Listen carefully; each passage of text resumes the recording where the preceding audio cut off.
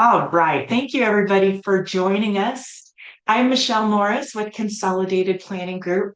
Whether this is your first webinar with us or your 31st, we are so happy you're here. Today, we're going to be talking about key steps to transition success. I have a couple of announcements before we launch into the program. First of all, I just want everybody to know that since we are in webinar mode, I cannot see or hear the participants. We're not going to unmute you and let you ask questions because it just creates too much noise. But the best way for you to participate with your questions and comments is to use the chat box. And that's why I like to have a question of the day so that you can test out the chat and make sure it works for you. So today's question was, what is your favorite ice cream flavor? The other thing I want you to know is that we do record all of these webinars. After we've presented, we put them on our YouTube channel so you can go back and watch anytime. We also, if you pre-registered for the webinar today, we will send you a link to the recording. We're also going to send you the slides from the presentation. So yes, you will get that today. If you happen to be already watching on our YouTube channel or maybe listening on our podcast and you want a copy of the slides, we're happy to send those over.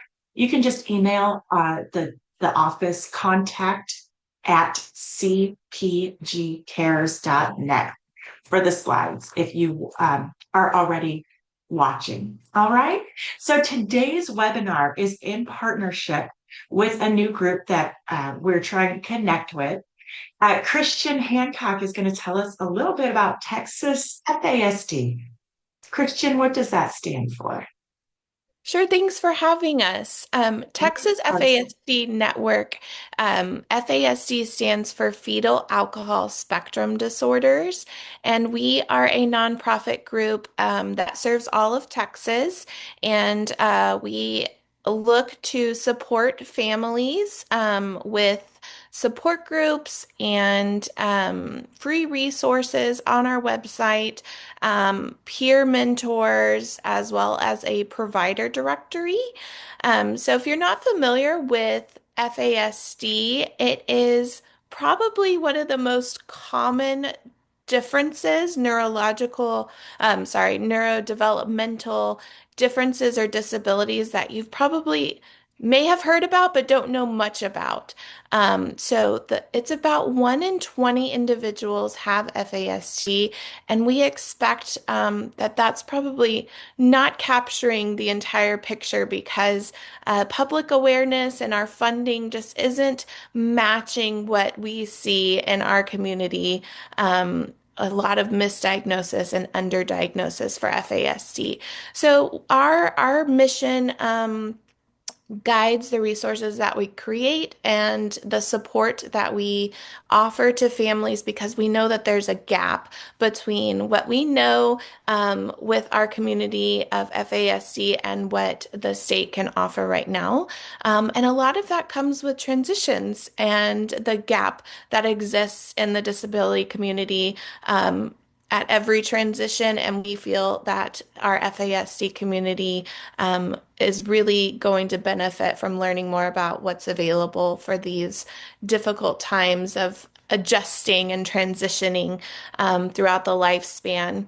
I'll share also that our mission also exists to educate and advocate. So we also host our trainings similar to this. We have monthly topics that are open to all. We also have recorded webinars that are available on demand on our website, a variety of topics. A lot of them are centered on FASC, but we believe that the strategies and supports that we are promoting for FASD are really great practice for all disabilities. So we invite you to come check it out. Like I said, all of our resources are free and mostly available on demand. Our support groups happen twice a month or monthly. can't remember. We just made a change for the summer. But we invite you to join those. If that time doesn't work for you, we have other options that are happening with some of our affiliates across the United States. And then we also are working to advocate and create policy change in Texas. So we want our state policymakers to know about FASD and about disability and the gaps that we see in our communities. So we are proposing bills for the upcoming session for special education and also for health and human services. And then we also are a part of a bigger network of organizations doing this work at the federal level as well. So I Oh, hope that that is answered so some wonderful. questions. Yes, yes. Thank you so much for being here with us today and for helping to spread the word. And I think together a partnership just makes total sense because we help each other out, right? So, uh, Absolutely. Thanks for having us. I'll be in the chat if anybody has questions. perfect. Thank you so much, Christian. Now, I did make a typo on that last slide, and I will fix that before I send out these slides to everyone today. So obviously the email address president at Texas is spelled wrong. I'll fix that. So again, thank you all so much for being here today. A little bit about Consolidated Planning Group. We have over 30 years of experience in financial services, things like life insurance, investments, securities. But all four of us financial advisors at CPG are parents to loved ones with needs. So we decided that, it is so difficult and there's so much noise and misinformation out there. We don't want our clients to have the difficult task of sorting through all of that like we had to do. So rather than make you go out there and search for all of these resources on your own and really not know what to do, we decided to dedicate our firm to working with the special needs community to make sure that you have the answers, the solutions, the benefits that you need. Now, we're located just outside of Houston, Texas, in the Sugar Land area, but we work all across the country. Because our meetings are virtual, we can do that anywhere.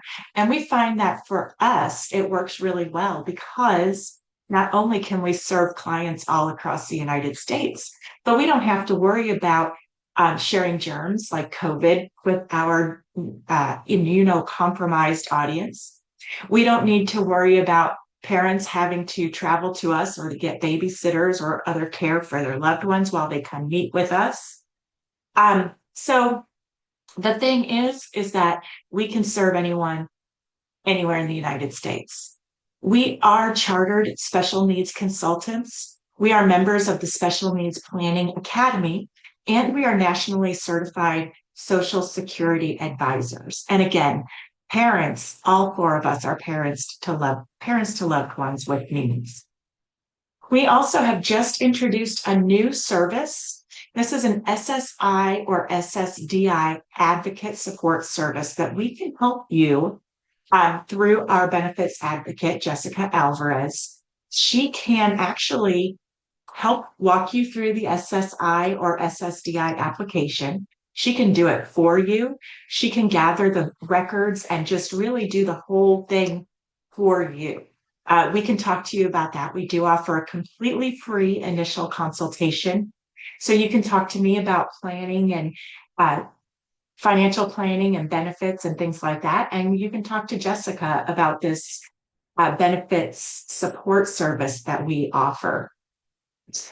Now, families really come to us for things like a full financial plan and a full plan for the special needs side of their family. What we find is many times one spouse maybe takes on the financials, the life insurance, the investments. The other spouse tends to focus on the special needs side of the house, the doctor's visits and the schools and what you need to know for the children. So we do both of those things and we work really hard to try to make it so that if one parent were to disappear or not be there, or become disabled or something, that you have someone you can come to who understands both sides and understands what your family needs and is going through. And we try to bring both sides of your house together in a very comprehensive, holistic plan that everyone can understand. We do lifetime care planning, protection plans. We can help you with planning for transitions, the future cost of care. We help with ABLE accounts and special needs trusts, waiver programs, and how all of those things kind of work together and how you can maximize what you get. Those state and federal benefits are so important, as well as local resources and how the money should flow so that you don't jeopardize any of the benefits that you can get. And just like Christian said, we are here to advocate for you and to educate you. Out of the entire United States, there are over 263,000 financial advisors. But out of those 263,000, fewer than 200 focus on special needs planning the way that we do. That's less than a half, 10% of all the financial advisors in the US who do this. So you are really in the correct spot when you're listening to us. A few things before we jump in to the main presentation that we always just like to keep family members aware of. First of all, there is no too early time to start planning. The right time to start planning and thinking about the future is right now. It doesn't matter how old your child is. Maybe they don't need to do everything right now. Maybe you don't need to apply for SSI until they turn 18, but there are other things that you need to be thinking through. And if you have more time, you have a longer runway to make incremental, smaller changes that are going to have a big impact. It's always way better to plan while you are relaxed and you're not so stressed out and you're not at a critical moment. You can take the time to really think things through and have a better outcome. We want you to think about what's going to happen after high school. You don't want to just have your loved one graduate to the couch, right? So there's vocational options, educational options, residential communities, day programs, all kinds of things that they can get involved with after school. But you do want to visit these programs and opportunities early because there could be waiting lists. And you certainly want to tour the program and make sure that it's a good fit for your family. The last thing we always want to bring up is just be so careful when you're thinking about who will take care of your loved one when you can't do it anymore. A lot of people think, oh, a sibling will be the easiest answer. They'll just go live with their sibling, they'll take care of them, it'll be easy. Well, it's not always so easy. That caregiver sibling might realize that they've bit off a lot more than they can chew, but they feel obligated because they've told you that they would help. And the caregivee, the individual with needs, here all this time they've had this best friend, this partner in crime, and now that best friend sibling wants to act like a caregiver, which might feel like an authority position and it might feel kind of awkward. So that can create some resentment. Just be really careful, okay, when you think that a sibling is going to make an easy caregiver. Now, there are several transition periods that we're thinking about when we talk about transitioning. The biggest one, of course, is transitioning to adulthood.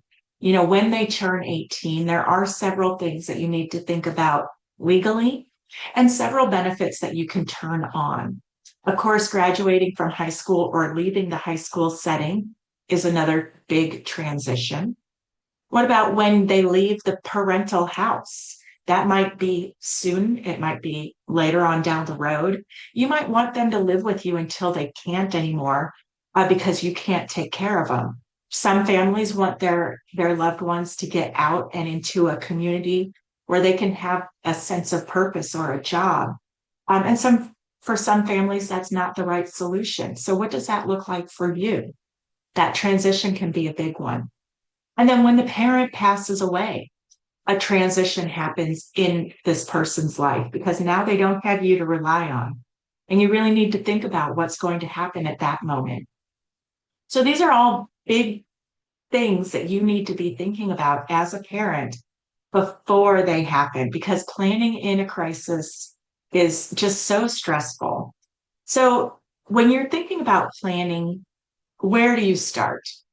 First of all, we want you to think about these four areas and think about how, transitioning to adulthood, it's just not, oh, okay, now we're an adult.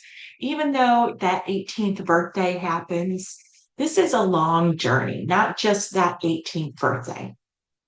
So take the time to sit back and think about what you want the future to look like. Don't even worry about the legal stuff yet. Just start thinking a little bit about what you want for your future and for your loved one's future. What does the good life look like for you and for them? What about housing, their social life, their supports, their activities? Um, and then once you know what you want for your loved one, we can start aligning your financial plan with that lifestyle that you're envisioning for yourself and for your family members. You should develop a letter of intent. This is a, a document that you can leave for whoever will be a successor caregiver. That is kind of like an instruction manual for taking care of your loved one. It's a living document that you can adjust and revise as people grow and evolve in your life and as your family grows. But it's really a document that's going to capture um, the heart of care for your loved one so that they get the same high level of care as you're giving them. You can include their medical history, daily routines, likes and dislikes, hobbies, family traditions, religious beliefs that you want for them, all of that kind of stuff, even key contacts and support systems that you have in place. It really helps provide clarity for whoever is going to come along and care for your loved one if you're not here. So I like to think of it as, when the kids were little, we used to be able to get a babysitter once in a while, and we would leave that paper, bedtime is at 8. Here's our cell phone numbers. Here's grandma and grandpa's cell phone numbers. Here's the restaurant where we're going to be. Here's $20 for a pizza. And you leave that little instruction sheet. This is kind of that same thing, but on a much grander scale.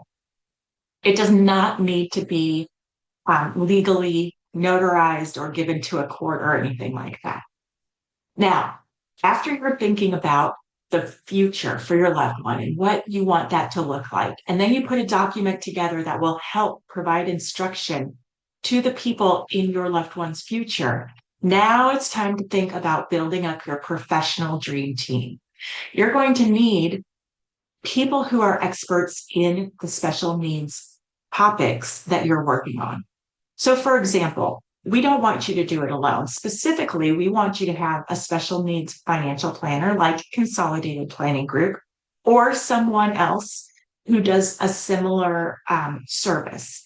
But what we do is we help you look at the gaps between the future cost of care and how much you might have left over to leave to your loved one at the end of your life, and what planning needs to happen around the government benefits and the cost of the vision that you put together for your loved one.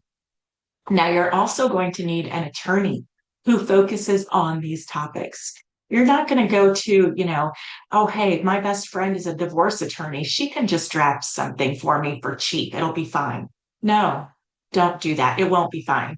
You need experts who are going to be able to help you with guardianship, your special needs trust, your will, and we can refer you to an expert who can become part of your team of support for the future.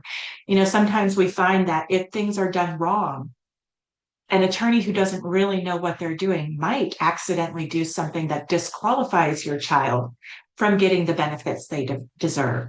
And then you have to go back and fix it. And now you've spent more money than you would have if you had just done it correctly the first time around. Start off, after you find some people who are going to help you, the next step, the fourth step here is that you're going to start collecting up all of the documents that are going to help plan for the future. Maybe start building a binder for your loved one. Put that letter of intent in your binder. Other information like IEP information, um, diagnostic reports, social security information, guardianship papers, or whatever you have, your insurance policies, your doctor's information, all of that will be very helpful for whoever comes next to take care of your loved one. ITP, there's an IEP, some other school districts or other settings call it an ITP. I'm not completely sure what the acronym is there, but any records that you have, you can leave there. So in the letter of intent, this is really going to help. Thank you, Christian. This is going to help minimize that trial and error period for your future caregiver. So, if you know that maybe your child hates spaghetti, and if you serve them spaghetti, you know it's going to end up on the wall because they hate it. But someone walks into your house and they're trying to help and they don't know. So they make spaghetti for your loved one and it's now an emotional breakdown. Well, if they had instructions from you from the beginning, these little things could be easily taken care of. Think about what a day in the life looks like. What triggers, what soothing techniques do you use? What nonverbal cues or items does your loved one need? What do their routines look like? All of these things can go into the letter of intent. And this is really there, everything from, hey, when, in the morning, when we wake up to get ready for school, I can't just say, hey, time to get up and get ready for school. We have to do step-by-step instructions. Get up, get dressed. Here are your clothes. Maybe your child needs help buttoning or picking out temperature appropriate clothing. Maybe they hate anything that is scratchy. Maybe your daughter hates to wear skirts. Put that stuff in the instructions. Then you have to instruct them to brush their teeth because if you don't tell them, they won't do it. And then you have to make breakfast with them or help them make their breakfast. And then they walk down to the school bus stop with their sibling and the neighbor kid and put the neighbor kid's name in there too. Now, again, you're going to keep this document alive, use it as the years go on, as things change, and update those routines and daily habits. Anything that you want in there. Now, when it comes to your child's benefits, we want them to get SSI, Medicaid, SSDI, Medicare in the future. We want them to keep those waiver programs. So you need to be careful about their assets and income. So make sure that you keep your assets separate from your child. You might have a bank account that has your name and your child's name. That's totally fine. But don't put your own money in there. Having your money separate from your child's is going to be very, very important in making sure that you don't jeopardize their benefits.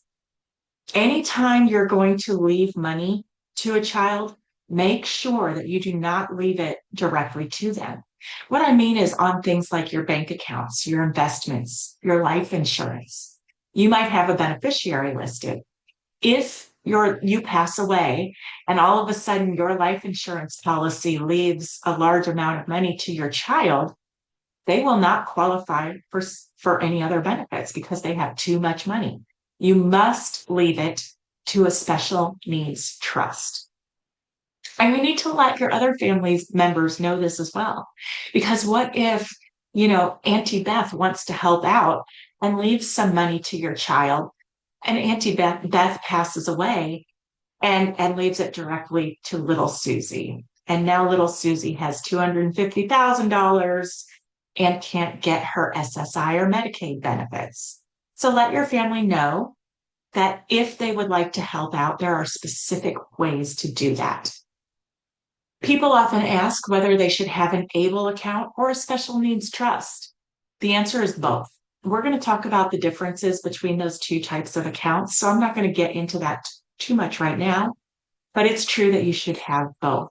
And you need to understand what benefits you qualify for and what benefits you shouldn't even bother with because they don't apply to your family, and how to prevent making mistakes in there. So watching our webinars is going to be very helpful for helping you understand and be educated about the benefits.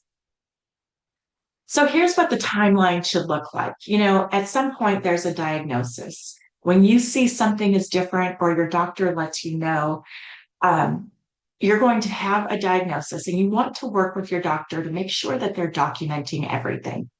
You want functional language in your child's medical records. And what that means is not just, the child has autism, but what specifically does that mean for your child? What does that look like for them? Child does not understand the dangers of crossing the parking lot without help. Child cannot handle two-step instructions and needs to be redirected after each step in doing something. The child cannot eat or dress or whatever it is. Make sure that wording is in your medical records. It's going to help later on with SSI and SSDI. Now, as soon as you know that there's something different and that your child might qualify for a waiver program, you should get them on that waiting list. The waiting list for the waiver programs can be up to 20 years. Now, even if they don't get those benefits until they're in their 40s, maybe you haven't heard about it and your child's already 18 and you're just setting them up now. That's okay. But get on the waiver waiting lists because these programs will be very beneficial.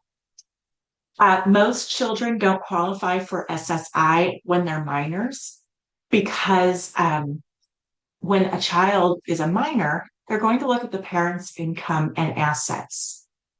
If you make more than $1,690 a month, you're not going to qualify. So most parents make more than that or have more than $2,000 in the bank or more than one vehicle. So they probably won't qualify unless they're low income. But when the child, and when I say child, I generally mean, that the next generation, not necessarily a 5-year-old child, but when a person turns 18 years old, all of a sudden SSI benefits don't look at the parent's assets and income, only the child's. So they'll be able to qualify. SSDI comes later. Hopefully you've already turned on your SSI benefits and gotten Medicaid. Later on, SSDI kicks in when the parent turns on their Social Security retirement benefits or if they become disabled or pass away. Now, sometimes we see a parent pass away before a child is 18. And in that circumstance, there could be trouble with Medicaid. You could accidentally lock your child out of getting Medicaid through SSI. They can still get it through the waiver programs or through a buy-in program, but it's easier if you are able to turn on SSI first. And yes, your child can get SSI before they turn 18 if the parents meet the income and asset restrictions. Okay, so the first thing I said, get on the waiver waiting list. This is how you do it. So everybody here today should call that first phone number. Whether or not you qualify for MDCP and DBMD, everyone on this call would qualify for class. So these are 3 of the different waiver programs. MDCP is only for medically dependent children. So not everybody qualifies. You have to be medically fragile. DBMD is for someone who is deaf and blind and has another disability. So you can imagine there's not that many people that fit those 2 criteria. So those 2 waiver programs have a much shorter wait list. Now, class is a waiver program that applies to almost everybody. Anybody with an IDD or any diagnosis or without an IDD can qualify for class. So if you're on this call and you have a loved one with any disability, call that phone number and ask to be put on the waiting list. The next place you need to call is your local intellectual and developmental disability authority. That's your LIDA. Some people call it a LIDA. That's here in Texas, that would be something like Bluebonnet. MHMR, Texana, Harris Center, ACOG, Tri-County Health. If those are ringing a bell, that's your LIDA or your local authority. If you don't know who they are, you can either call 211 or you can use this website towards the bottom of the page to find out who your local authority is. Either way, you need to call them and you need to ask them to be put on all of their wait lists. Now, the third number here for Star Plus, this is for people who are 21 or over. So if your child is young, you don't need to call this phone number. But if your child, individual, is 21 or almost 21, you're going to want to call Star Plus as well. Again, you can use that link to find your local authority. Once you call and set them up on the wait list, you can go to yourtexasbenefits.com to see where they are on that wait. Now, it might take a few days for them to get loaded into the system. Don't do it the same day, but you can certainly call, go to that website. You would log in as your loved one and find out where they are on the wait list. So let's a little bit about the differences between SSI and SSDI. Let's start with SSI benefits. So the SSI stands for Supplemental Security Income, and it's a public assistance program that is paid for by general tax revenues. It is not paid for by Social Security taxes. That's different. You have to be in need, financial need. You have to have low income and very little assets, and you need to be considered disabled under the eyes of Social Security. So, for example, you cannot have more than $2,000, $3,000 if you're a couple in the bank. And that's something that we always watch out for and why we need things like the ABLE account and the Special Needs Trust. So for SSI to be eligible, you have to be considered disabled. You have to have less than $2,000. You cannot make more than the substantial gainful amount. For this year, that means $1,690. If the applicant is blind, they can make a little bit more money, $2,830. And you're allowed to have one house and one car. So your individual can have a car to drive them to work. They can work and still get SSI benefits, but it would be reduced. If they make over that $1,690 a month, that SSI benefit would go away completely. So I see a question in the chat box. Do children or young adults with SSI qualify for school lunch benefits, or are those separate? Those, you have to go through the school. That website that I talked about, yourtexasbenefits.com, you can also sign up for SNAP benefits there or temporary assistance, TANF benefits, but they are separate from school lunch programs. That's typically through the school. Okay. So you're going to file or help your loved one file for their SSI benefits after they turn 18. So let's say your child turns 18 today. I would wait till the first day of the next month. If today's their birthday, wait until August 1st and go apply for their SSI benefits.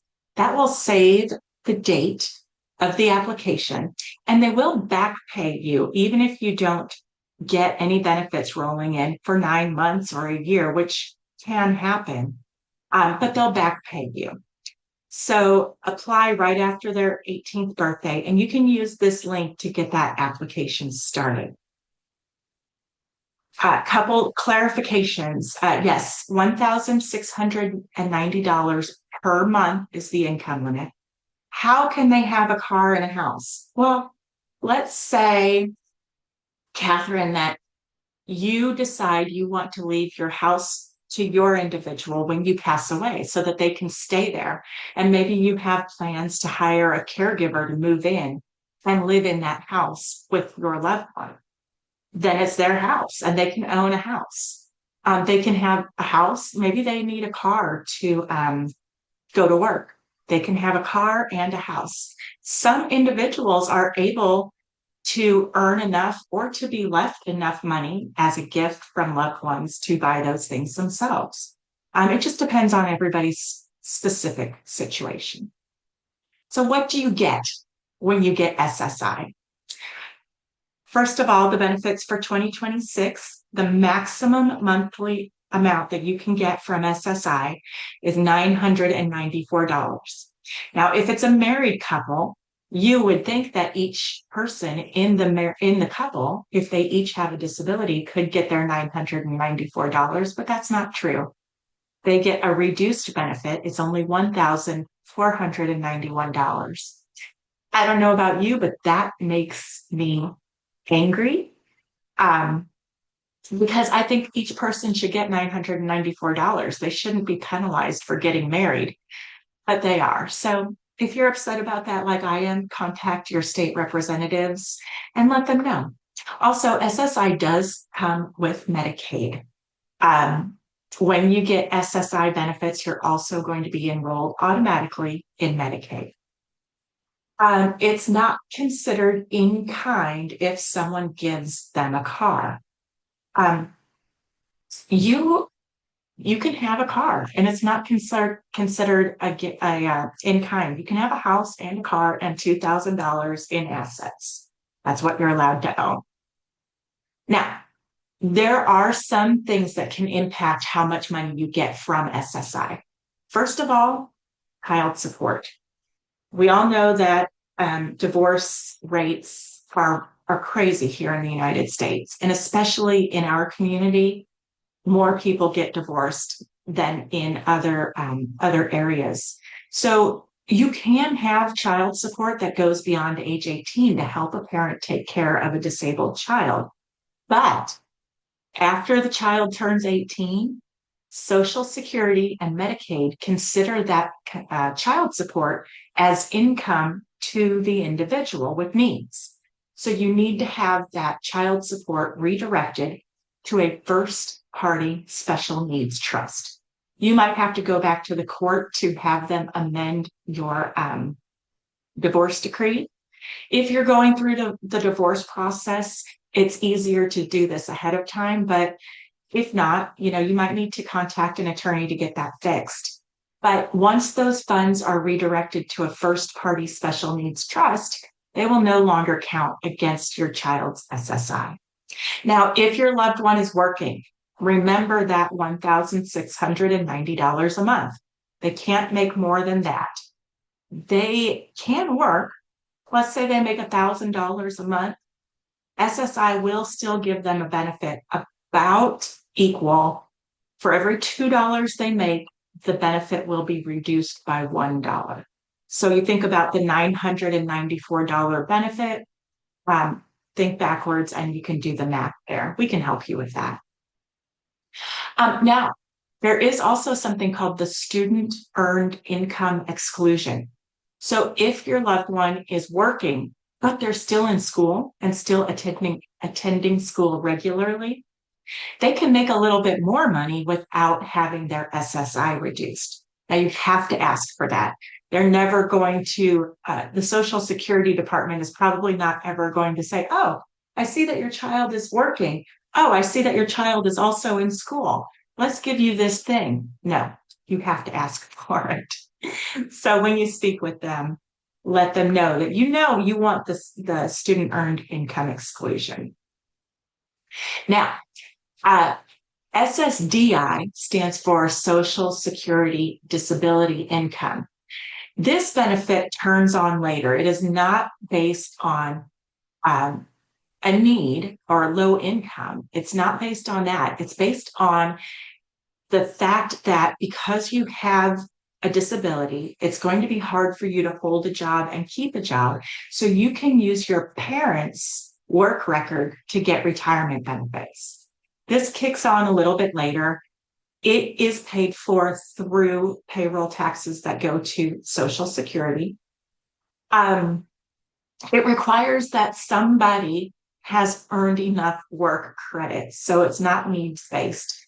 And this provides benefits for the disabled person They used to be called DAC, Disabled Adult Child. Now they call it CDB, Childhood Disability Benefits. It's not just for children, even though they call it that. I usually just refer to it as SSDI. So what happens, when a parent turns on their retirement or they become disabled, your child, if they have not worked enough to earn their own social security record, can use your social security record. So when you turn it on at first, your child can get 50% of your benefit. So let's say your full benefit is $4,000. You're still going to get your $4,000, but little Jimmy is going to get $2,000 in addition to your benefit. Now, when you as the parent pass away, little Jimmy's benefit is going to go from 50% to 75%, and he will get that for the rest of his life. Now, when you switch over to this benefit, SSI does go away because typically this is much more than SSI. But they do get to keep Medicaid if they've had that turned on already. They're going to keep Medicaid, and after 2 years of being on this new benefit, they're going to earn Medicare as well. And at that point, they'll be dual eligible, Medicaid and Medicare at the same time. A couple of things to remember about those childhood disability benefits. You have to be 18 or older to get that. You have to have a disability that started before you turned 22 years old. You have to be the child or dependent of an insured worker parent who earned that as Social Security. Again, you have to remain unmarried. Cindy, I saw that you were mad about that first one. Here it is again. You cannot be married and still receive SSDI benefits. And you can't have previously performed so much substantial gainful activity that you have your own Social Security benefits. Now, a little bit about ABLE accounts, and then I think we're going to talk about special needs trust, and then we'll wrap up with the rest of the questions. A lot of people have heard about a 529 college savings plan. That's a 529C for college, easy for me to remember. The ABLE account is a 529A. ABLE stands for Achieving a Better Life Experience. So if you use the money that is in your ABLE account for anything that helps your loved one achieve a better life experience, that's allowed. It's no problem. The income in the account that grows, because the account does have an investment portion to it, usually, that can grow income, but it's not taxed. So you can grow some money in this account, but it doesn't count against any of their Social Security or Medicaid or Medicare benefits. The beneficiary is the account owner. There's limits on the ABLE accounts. You never want the ABLE account to go above $100,000 total. And states might be able to claim reimbursement from Medicaid. Medicaid might be able to claim reimbursement from the ABLE account, but they do allow you to use the ABLE account to pay for any unpaid bills, medical bills, or things like that on behalf of your loved one. And then you can pay for burial expenses and funeral expenses. And then if there's anything left over, Medicaid might be able to claim some reimbursement. Watch our ABLE account webinar. We have one entire webinar about ABLE account. If you have more questions, we probably answer them there. So some more details. New this year, the age for the ABLE account, it used to be 26. But they've changed it to 46. The disability must have begun before age 46 for the ABLE account. You can put in $20,000 this year, but never let it go above 100. There is the able to work provision that says that if the account owner works and they're not in a retirement plan, they can put more money into the ABLE account, up to $15,650 if they make that much. They can only put in the amount of money that they make at work. So if your person makes $5,000 at work, they can add $5,000 above the 20, but not 15. So that makes sense. You can roll over if you've already got a 529 college savings account, but you're starting to see that maybe college isn't in your person's future. You can easily roll that over into an ABLE account. We can help you with that. And there is a federal tax credit for the ABLE account up to $1,050 on your contributions, and that's been made permanent going forward. Big differences between the ABLE account and the third party special needs trust, and why you really need to think about having both. The ABLE account is limited. Oh, I need to update that slide. The annual contribution is $20,000, never more than $100,000. There's no limits on the third party special needs trust. You can put millions of dollars in there, and we can show you how much you need to put in there to make sure that your loved one is cared for the rest of their lives. ABLE account is funded with cash only, but for the special needs trust, you can leave your house to the trust. You can leave your life insurance, your retirement plan, your 401k, any asset type. The ABLE account is controlled by the beneficiary, usually with a parent's help. The special needs trust requires a trustee.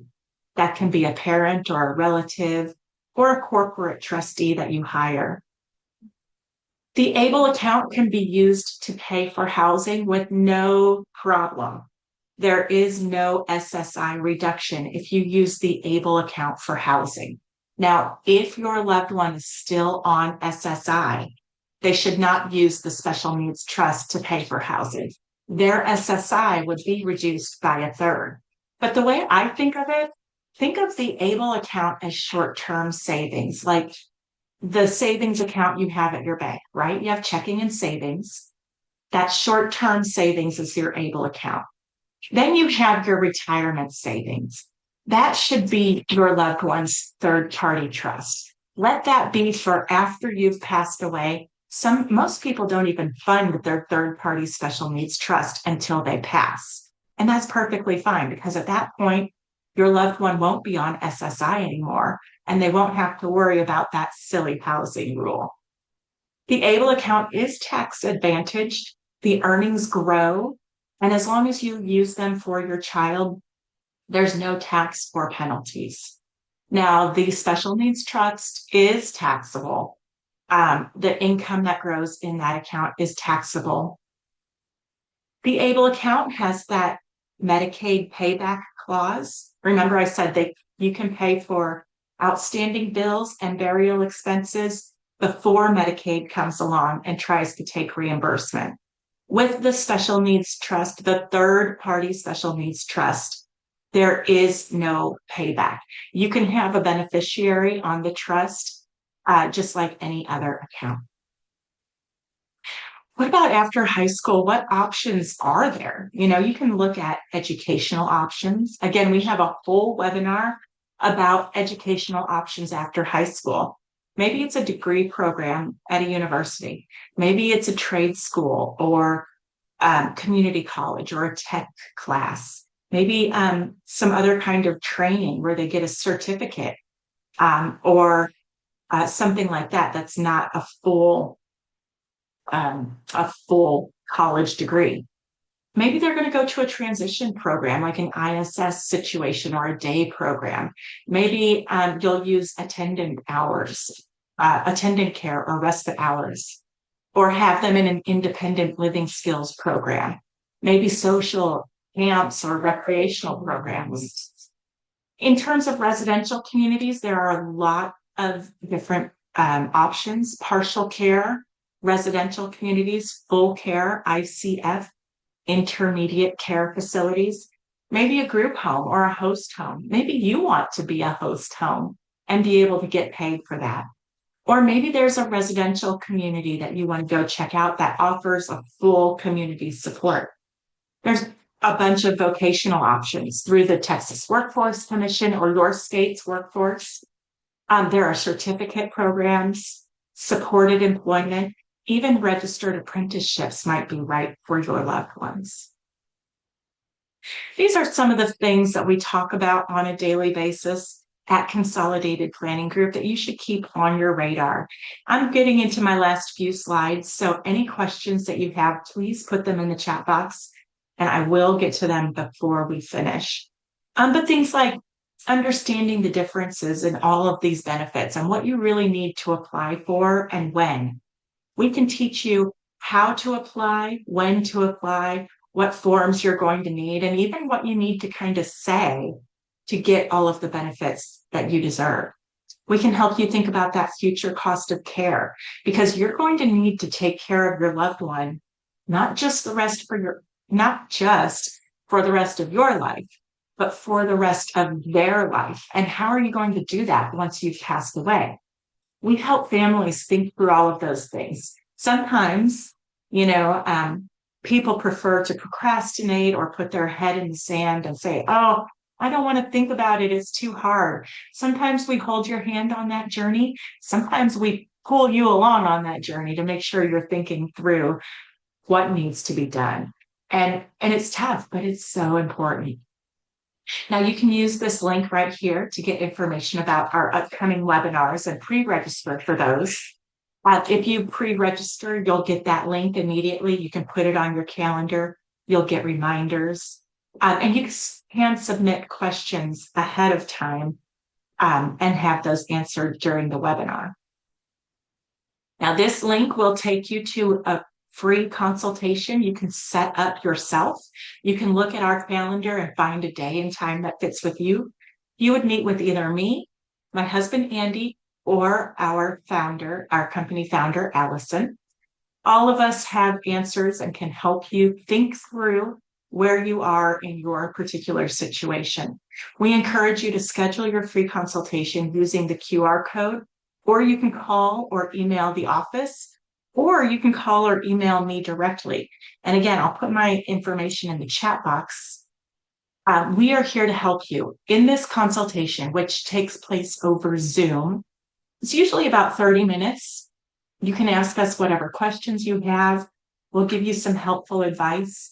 And then we'll talk to you about how we work as a firm and what we offer and what our cost looks like and that kind of stuff.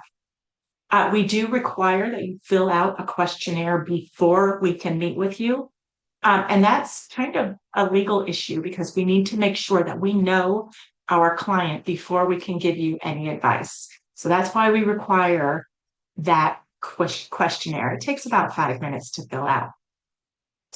This is our team at Consolidated Planning Group. Allison and Jeff are a married couple. They've got 4 kids altogether, and 3 of them have needs. Andy and I are married. We have 2 boys, and one of them has some letters following his diagnosis. So all of us are here to help. Reach out anytime. And then disclosures, you can read those later or just ignore them. I'll leave this page up while I check for the rest of the questions. So let's see what we've got here. The Ticket to Work program. There's a work program. It has 5 different stages, and it's kind of complicated in terms of, you know, there's a trial work period and then an extended work period. But if your person is not able to really keep up with that job, they can still go back and get that SSI reinstated. It's a little bit complicated, but we do have information about the Ticket to Work program. Aspen wants to know if you can get SSDI from 2 parents who are divorced or just 1. So SSDI, you can only get from 1 parent at a time, but whichever parent turns on their Social Security first, you can go under them, and then you can switch if the other parents is higher. And it's not just biological parents. You can use step parents, right? Biological parents or adopted parents. Even if that's grandma and grandpa, you can use that as well. Robert wants to know if a 401k is transferred to the Special Needs Trust. There's only tax on the required distribution, not capital gains or dividends if it's reinvested. Yeah, If you leave the money to the trust, it's just like leaving it to any other beneficiary, Robert. And gains are not taxed until they're distributed with any kind of retirement account. So thank you, everybody, for being here today.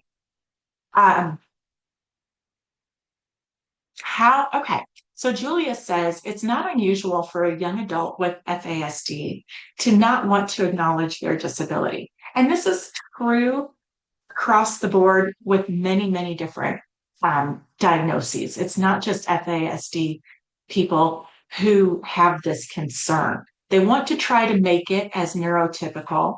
So she asks, could you please address how a parent could best use these tools, knowing that their young adult thinks that they can support themselves? Well, Julia, just think of it as extra benefits that you get because of your diagnosis. It's not help that you need. It's a gift. It's good. This is a good thing that we want them to be able to get. And you're so lucky that you get these additional benefits if you just follow these few rules. Um, they're probably going to need your help anyway. And of course, it's a spectrum like everything else. Some people have much more ability to take care of their own banking, perhaps, for their own money, and some don't. So there's just a different range. Okay, how do you schedule an SSI appointment for someone approaching 18? The website seems to suggest you have to be 18 to apply. Remember, we talked about, Joseph, the fact that if you are under age 18 and you apply for SSI benefits, they're going to look at the parent's assets and income, not just the child's. So your child will not qualify. But we're going to walk you through when you meet with us exactly what you specifically need to do for SSI for your loved ones. So you start your SSI application after the 18th birthday, and you have that meeting with the Social Security Department after they are 18. Yes, Michelle, they think they can support themselves and that they present as neurotypical. It's just not always the case. Now, if you want a deeper dive on any of the information that we've gone over today, today's webinar covers a lot of information. Look at our website, at our YouTube channel, or feel free to reach out to me and schedule your consultation. We can certainly answer any questions more specific to you and your particular situation. And we're here to help.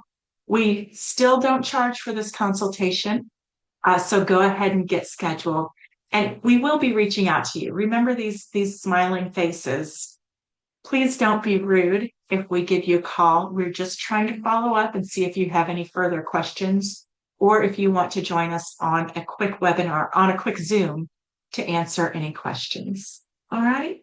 With that, I hope you have a fantastic week. Enjoy the weekend. Here in Houston, it's supposed to be cooling off a little bit, but it's also going to get stormy. So I hope in your area, it's going to be a pleasant weekend. Thank you so much for being here with us. And thank you to Christian and the FASD organization. I will make sure I fix those slides before I send them out. Thank you, everybody. Again, thank you so much. We'll talk soon. Give us a call. Bye-bye.